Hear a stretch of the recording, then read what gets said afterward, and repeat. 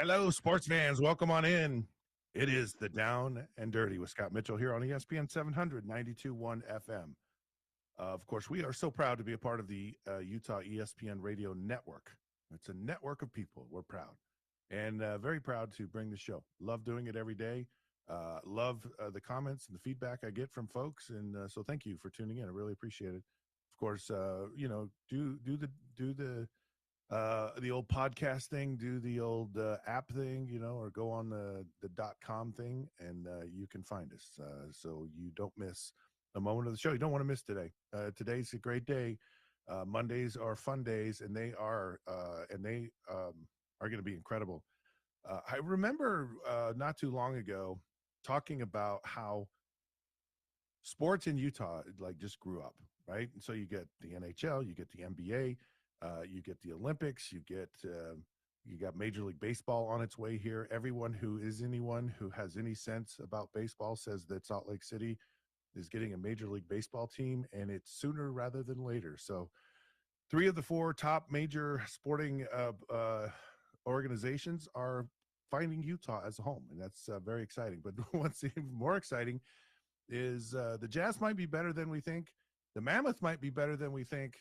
Of course, they're leading the Western Conference right now. So very exciting. Folks are pumped up about the Mammoth. They should be. We've got 2 football teams in the top 25, Utah, BYU. So Olympics are around the corner. Sports, I'm just telling you, in general, has grown up in the state of Utah, and it's going to be a fun ride. We're just at the beginning. We're going to see a lot of crazy, amazing things happen.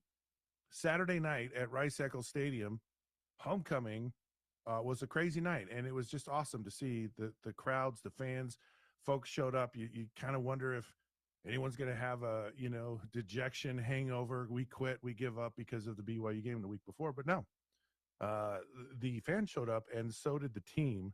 And quite frankly, Coach Prime was befuddled by what happened with his team, and it looked like after maybe a series, Colorado was trying to find out where the bus was to get back on a plane headed back to Denver or to Boulder. At any rate, here's what Coach Prime had to say about the butt whooping he got from the Utes on Saturday night.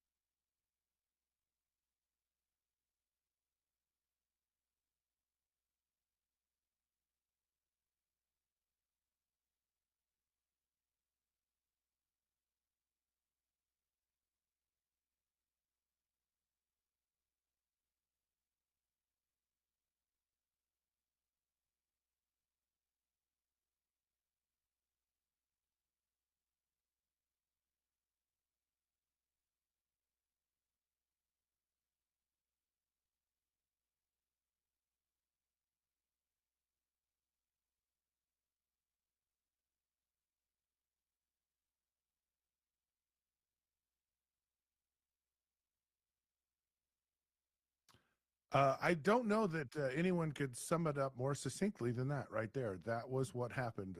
It was a sight to behold. It was the most impressive thing. One of I think the most impressive wins I've ever seen from a Utah football team. Colorado is not garbage. They are not like at the bottom of the barrel. They have athletes. They have talent. They have coaches who have a lot of pride, who are very experienced in the world of coaching.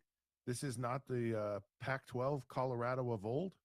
This was a team that had, been on a bye, so very rested, and they just got smacked in the mouth by Utah, and it was just not a contest. Very, very impressive type of win, very impressive type of bounce back from Utah. And I'm going to get into it in a bit.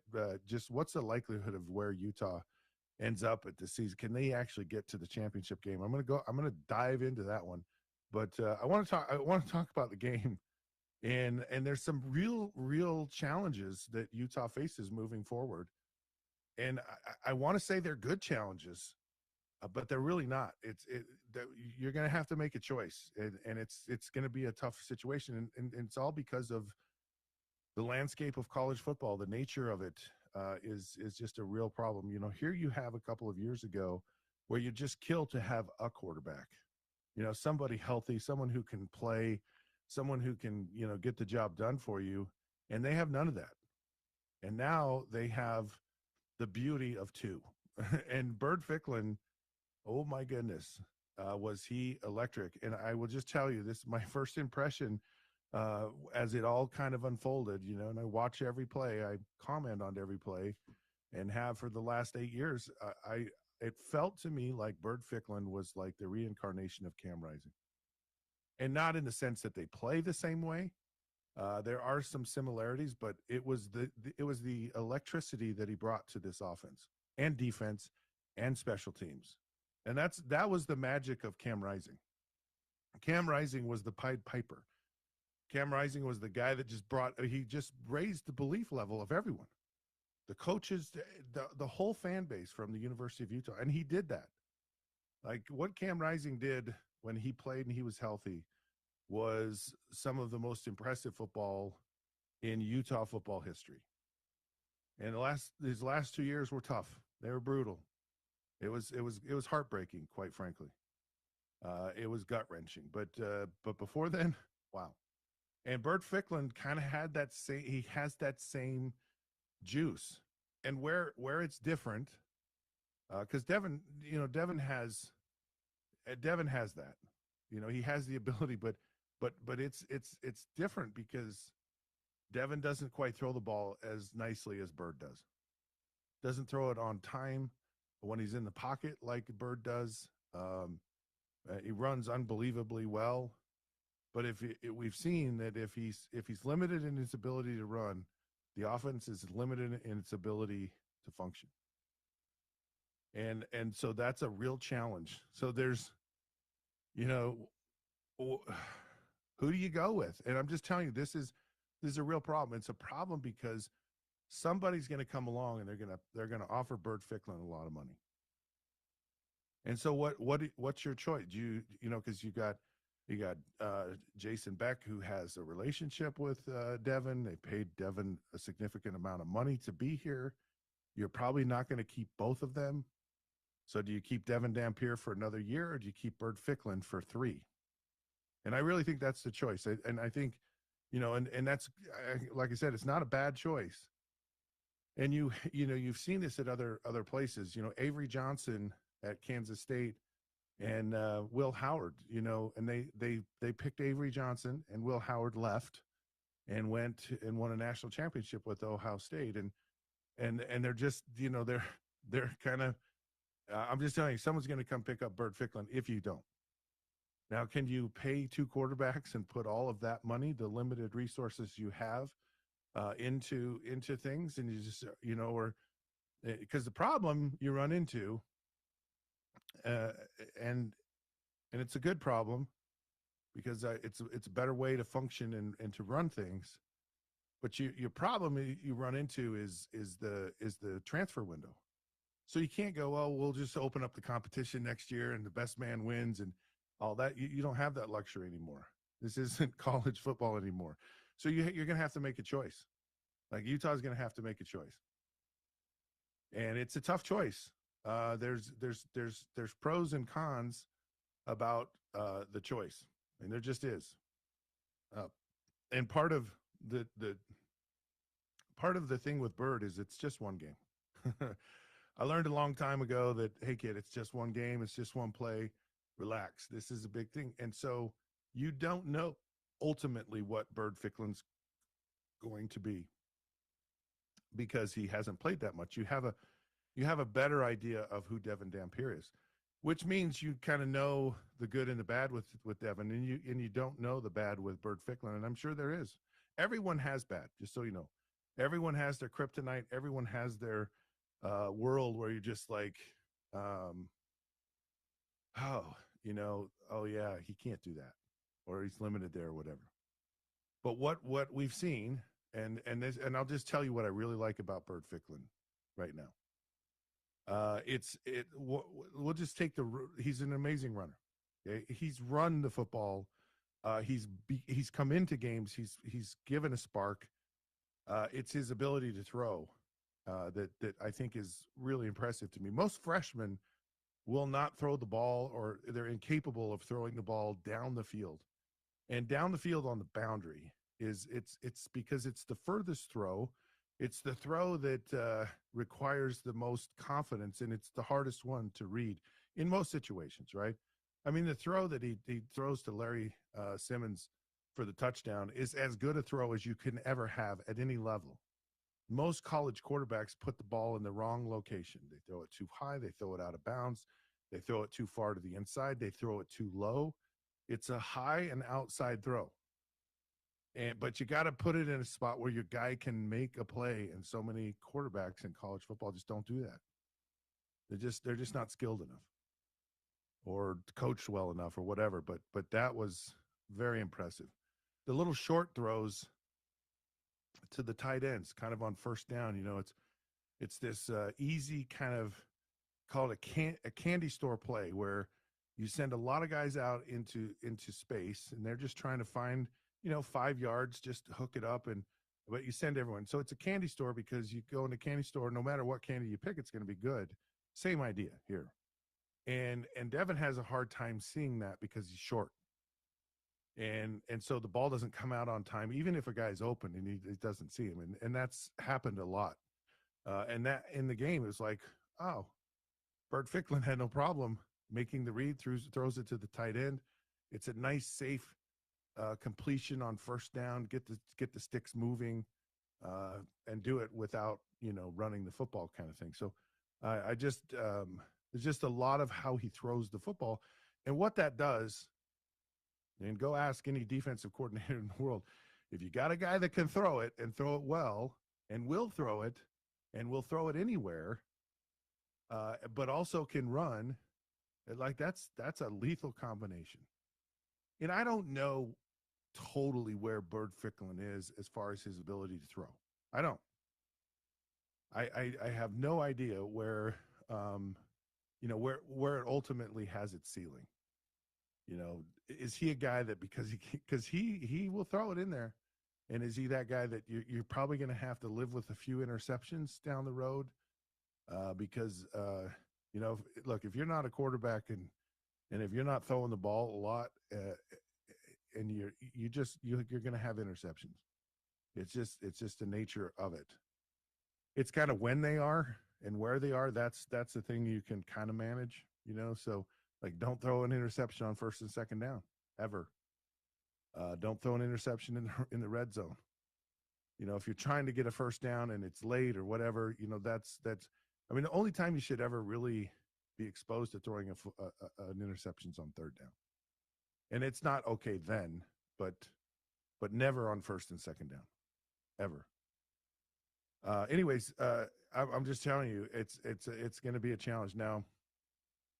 What was fascinating is I really think, as I get back to the Cam Rising thought, is he was just electric. You could tell he's a little nervous, because some of the throws early were a little bit excited, a little bit rushed. But then he calmed down into the game, and it was like he was born to play. And that's just how it was with Cam.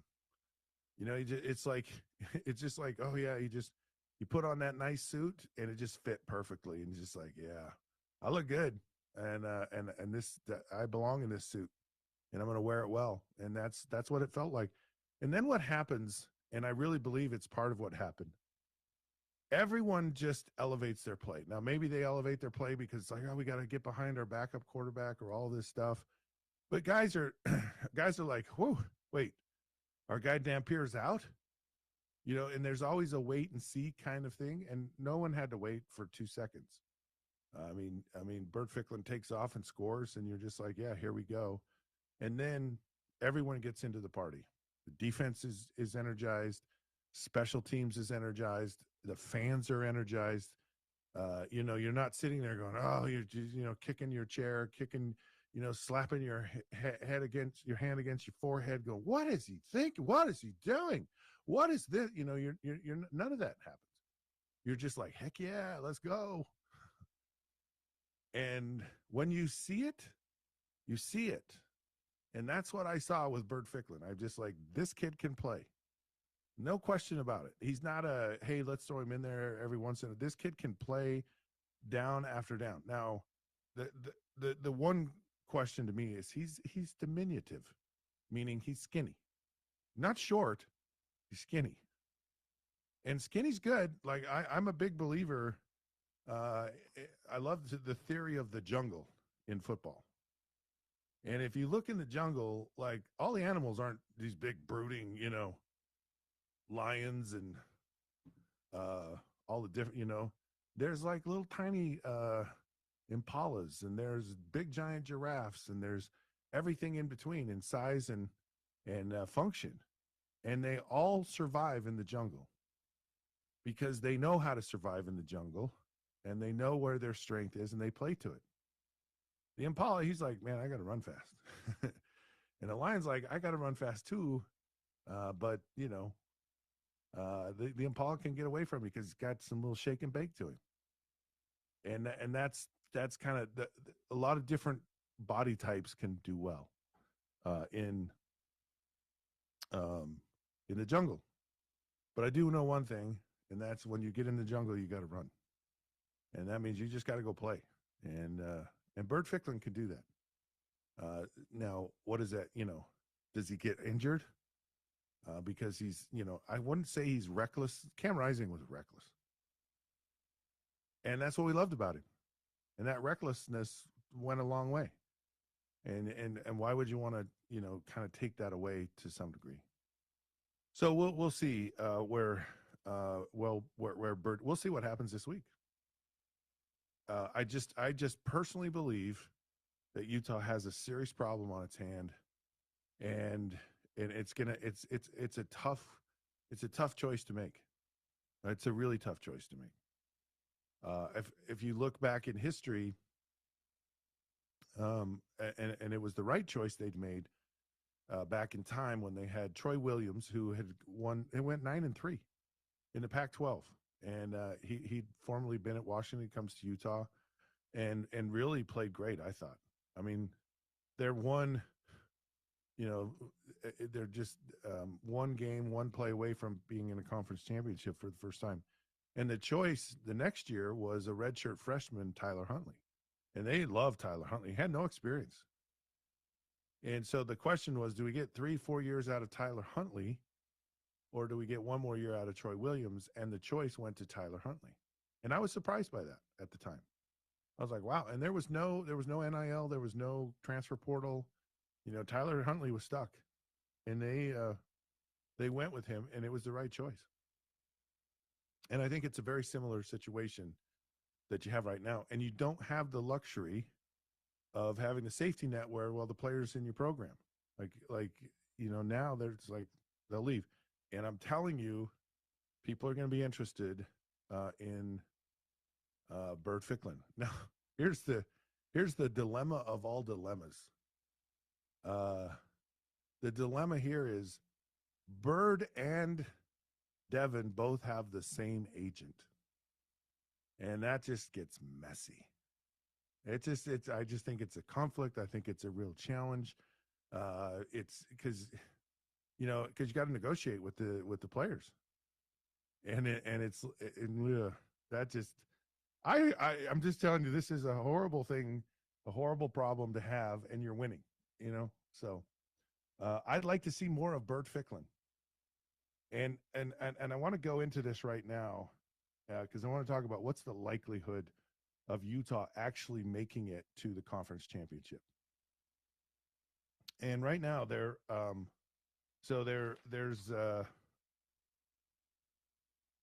two teams in the conference. BYU, Cincinnati don't have a loss in conference. Texas Tech has one, Houston has one, and Utah has two. And everyone else is kind of out of the – Utah's kind of ahead. Utah's in fifth place right now. Okay, so you don't have to be number one. You just have to be in the top two. So there are 4 teams ahead of Utah right now in the conference. And the likelihood of Utah getting to the conference championship is really minimal. I think someone said that the percentage is about 3% chance. And there's a possibility. I'm going to walk through it with you really simply. And there's kind of some funny things. It's like now we kind of have to cheer for BYU.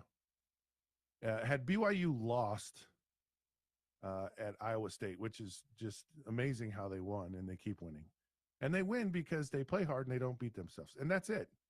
That's all it is. They just let everyone else beat themselves, which is what Utah did, and it's what Iowa State did, and it's what Colorado did, and it's what Arizona did. Easily right now, BYU could have 4 losses, easily. But and that's just kind of that's how this conference is you get breaks, and all of the breaks this year have gone to BYU, and that's why they're undefeated. They're not like, well, wow, these guys are just they're not as talented and as good as Texas Tech. They're not. Now Texas Tech's in a huge world of hurt because their second string quarterback got hurt, and I don't know where they go from here. And that could impact them. So basically, there's 4 teams ahead of Utah. 2 of them will have to lose 2 games. Cincinnati will have to lose 1, and that's assuming that Utah beats Cincinnati this week. And BYU has to lose 3 games. So Houston, Texas Tech have to lose 2 games of their remaining 4. BYU has to lose 3. It's not going to happen. And Cincinnati would have to lose 1 game on top of the Utah game, and it's a possibility. Okay, so Cincinnati, of course, if we beat Cincinnati, they'd have 1 loss, and then they play BYU, Arizona, and TCU. So if BYU were to beat Cincinnati, we beat Cincinnati, they're gone. Texas Tech has Kansas State, BYU, West Virginia, and UCF. And Texas Tech would need to lose 2 games. So they would have to lose to Kansas State next week and to BYU. And if that, then Texas Tech is gone. Now, Houston's the problem because Houston has a massively easy schedule. So they go to West Virginia, they have West Virginia, they go to UCF, and then they have TCU and Baylor. So if somehow miraculously they go to UCF and they just have a bad night, then they now have 2 conference losses, and we would be tied with them, but I don't know where the tiebreaker falls with Houston. I'm just telling you, folks, you want to cheer for BYU, and you want to hope that Houston slips up, and I'll tell you why. If that scenario happens, Utah and BYU would play in the conference championship game. It's a real thing. It's a small window, but a real thing. So with that being said, that would be a fun thing, right? And it's possible. Now BYU, they're at Texas Tech, they're at Cincinnati. Those are going to be 2 really tough games, and of course, they're home TCU and UCF. We're cheering for 3 teams: BYU, Kansas State, and TCU, Baylor. So there's 4. I lied. The hard challenge is Houston losing 2 more games. That's really hard. That being said, you're not going to go to the conference championship, or the likelihood that you're not going to go to the conference championship. Put Bert Ficklin in the rest of the year, and here's why. Get all the freshmanness out of him now. So get the mistakes, get the inexperience, give him some really, really good, a third of the season you could actually have him play, and then see where it is. It's almost like this is your tryout. Then you can say, all right, now we have enough information to make a determination about how we go forward. Because here's the reality, and I think people, and this is going to sound a little harsh, but I think people really need to understand this. There's no loyalty in college football. None. Okay, I know this family atmosphere and all that stuff, and it's all nice and whatever, but Keanu Tunavasa, who was all about family and all about Utah and all that stuff, he's not here anymore. John Henry Daly, has a great heritage at BYU. He's not there. Players going where they have opportunity and there's money. Same thing with the coaches, and same thing with the schools. I mean, oh my goodness, there's a list a mile long with some of the biggest programs in the country that have already fired their coaches. There's no loyalty in football. So you really have to look at this as what is the best situation for our program moving forward. And it's a big decision that could have massive implications for the next 3 or 4 years for Utah, deciding who you want as your quarterback. And I really believe if they don't pick Bird Ficklin, he's not going to be around, and you have to live with that. You have to just say, okay, Dan Pierce, our guy, and we're going to go with him. Or you just say, Bird is the guy, and we have to move forward without Devin. And I don't think Devin will be around if that's the case. And you're certainly not going to pay him to be around. And that's the cold, hard world of college football. Really quick before I go out, some early bowl projections, because for me, I'm just like, where's this season end up? You in the conference championship? Well, there's a small chance. Could be really fun if it's Utah BYU. My goodness, that would just be unbelievable. And there's a real chance that it could happen. You need BYU to help you out a little bit, and you need some other help, but we've seen it happen before. I'm just telling you, it's a crazy conference, not out of it yet. So now it's like Utah's bowl eligible. Where are they going to go to a bowl? 2 places, okay? Las Vegas Bowl against Iowa, or the Holiday Bowl against Notre Dame. And if you're not going to go to the conference championship, man, let's go to the Holiday Bowl. Let's play the Golden Domers. We're going to take a break. When we come back, we've got some awesome NFL news of note right around the corner. This is Down and Dirty. Scott Mitchell, ESPN 700, 921 FM.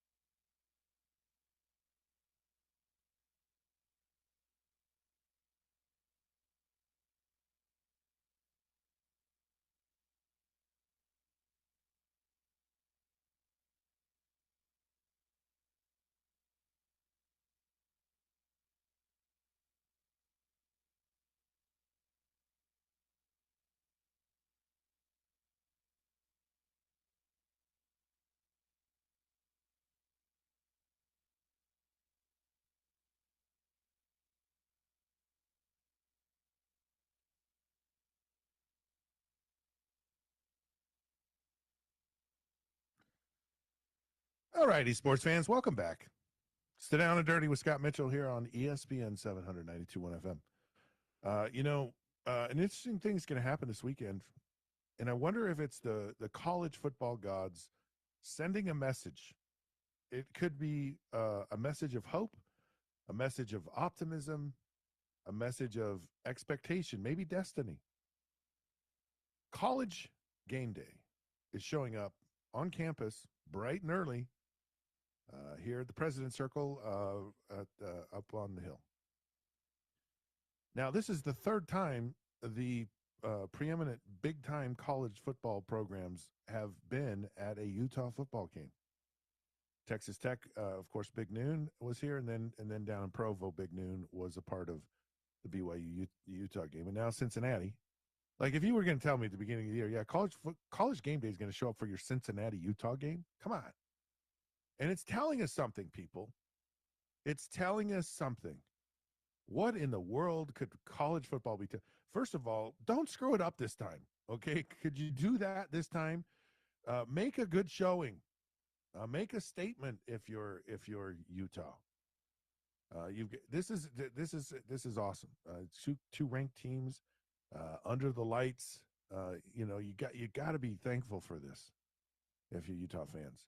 But it's saying a lot. It's saying that that the world of college football has a respect for Utah football.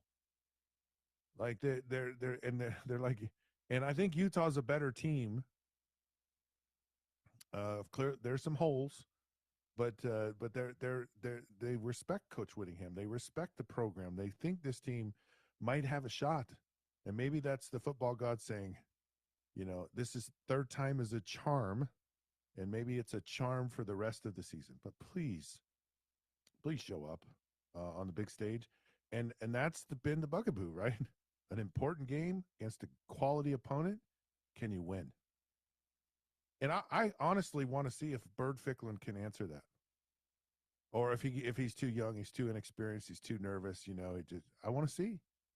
I really want to see.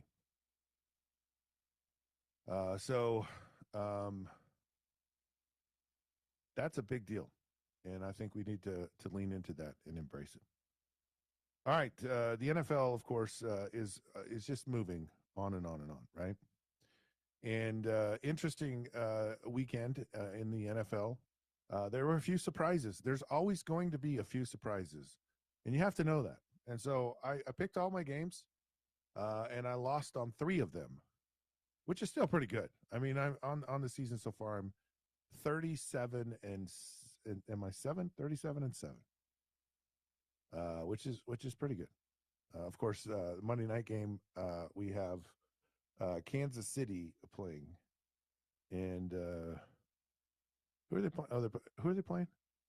Can't remember. Washington Commanders. Oh, the old Commanders, yeah. And that's going to bring up my second point in the NFL news of notes here. So Miami, go figure, goes to Atlanta, and they go to Atlanta, and here's the thing that happens a lot of these times, right? The coach hasn't been fired. The quarterback's been under duress. They've kind of had all these issues. Atlanta has a young quarterback, right? And you play these teams that everyone goes, like, Miami's a hot mess. This is an easy cupcake win. And subconsciously you probably took your foot off the gas just a little bit. And it would be fun to have an honest private conversation with Michael Penix Jr. and said, did you do the same work and preparation this week that you did? Because when you're young, you kind of have to learn that. You have to learn. The NFL is like no joke. If you don't show up, and there was another game like that was very similar, the Jets. And I guarantee you the Bengals were like, oh man, we had this huge win against Seattle or the Steelers and Joe Flacco, and we're all excited, and they come in and last second steal a game from you. And the Bengals are kind of one of those teams that happens to.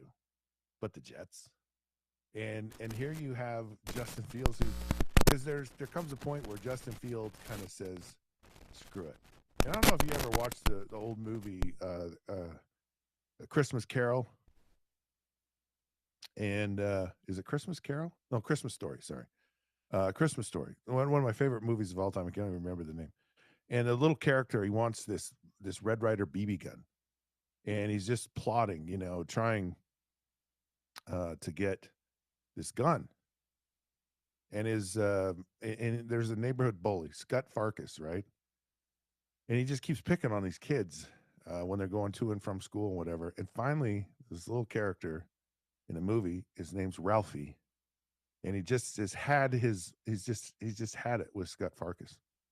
And he's tired of being bullied. He's tired of people telling him he's this and that, whatever.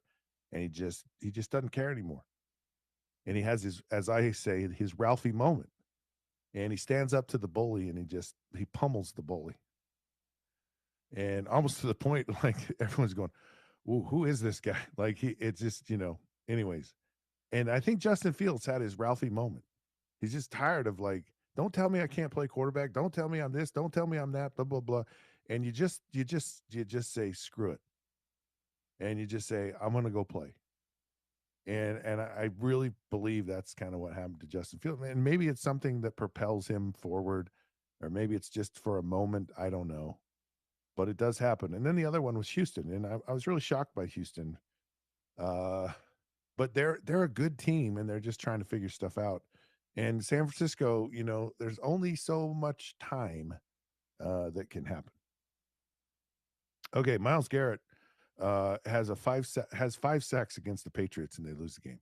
And he kind of blows up on the sideline. He's all frustrated, and I feel for him. I really do. I feel for the fact that he's one of these tremendous players. He's a former first pick of the draft, and I always appreciate when the first picks in the draft actually live up to that expectation.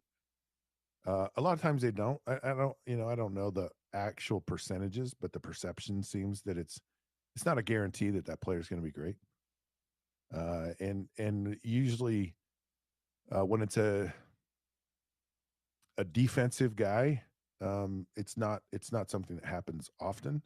So often it's a quarterback, and to have a guy that's like, I'm the real deal, and he signs a new contract with Cleveland, but it's got to be massively frustrating. And the frustrating part is, one, it's like, look, I'm really good. I have so much to offer this game, to our team, to all of this stuff. And why are we wasting this?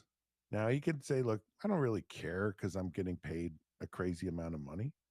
And that, you don't want to have that attitude, because then it's all self. Just doesn't feel the same. What's great about team sports is it's bringing a lot of people together, and the joy, the satisfaction is 10 times greater than if it's just with yourself.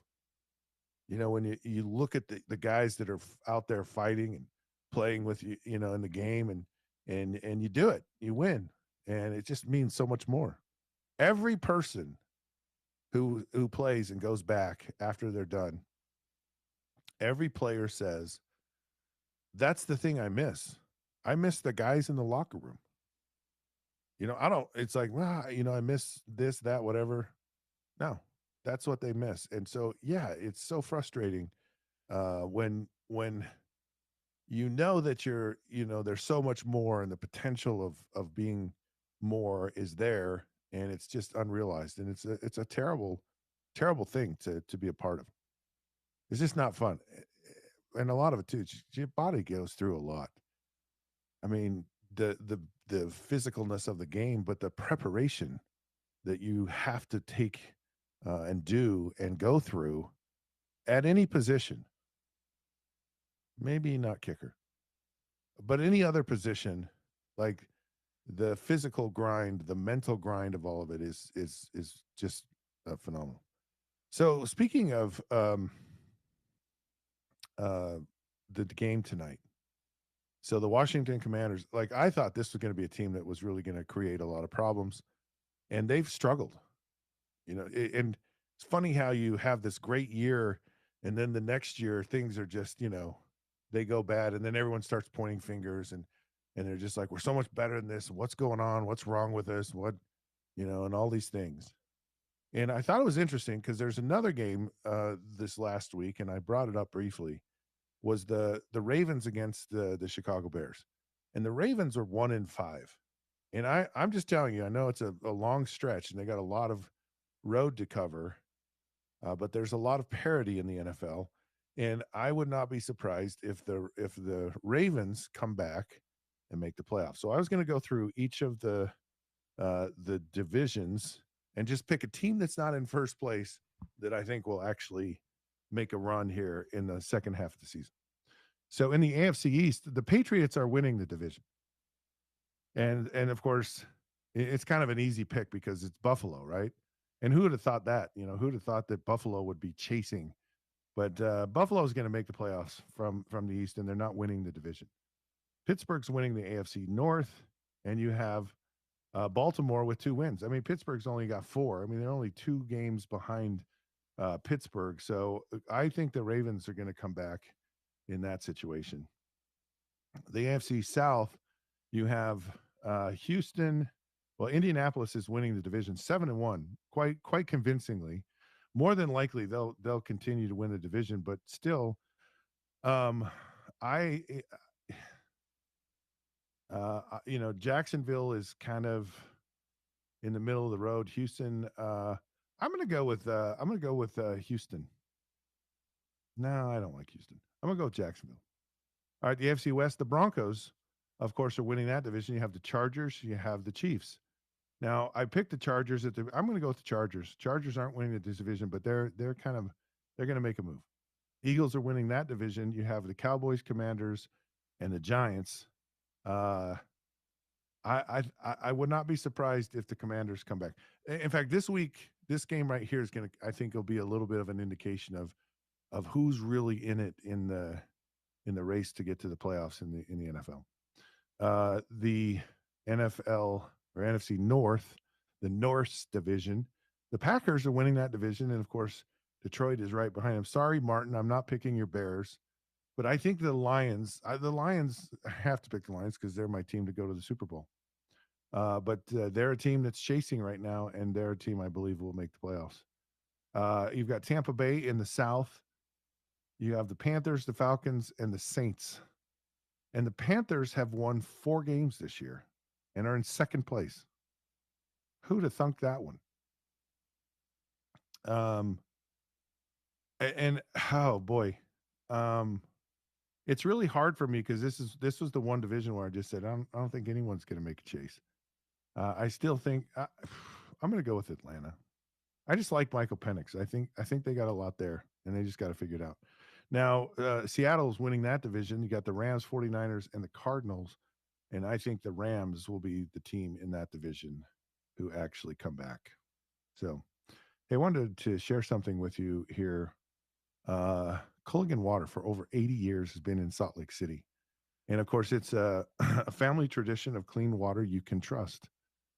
Think of us as your neighborhood friendly water scientists. And it's very true. Water in Utah is not the same. It comes out of the mountain different. It comes out of the pipes different. It comes out of the geographic makeup of the rocks in the mountain. You have more acidic water. You have it's different. And so don't figure it out on your own. Call today, and they'll give you a free test, no matter the make or model.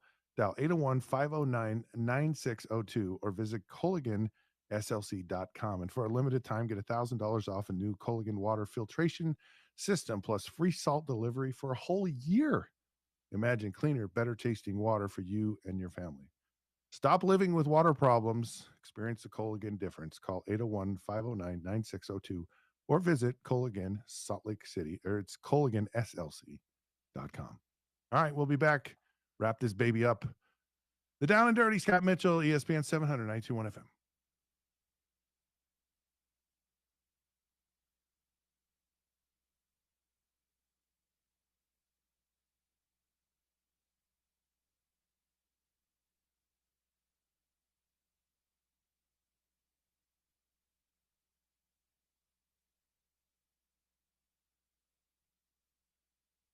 So you'll have a little bit over 5 minutes, okay?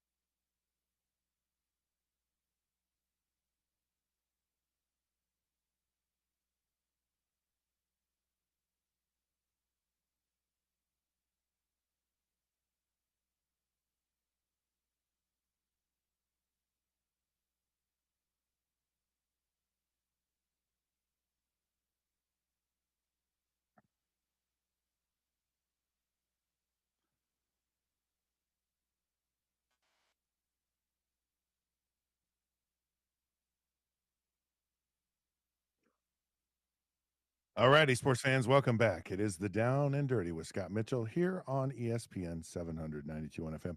Thank you for tuning into the show today. Love your patronage and love to do this. College Game Day is coming to the University of Utah this Saturday.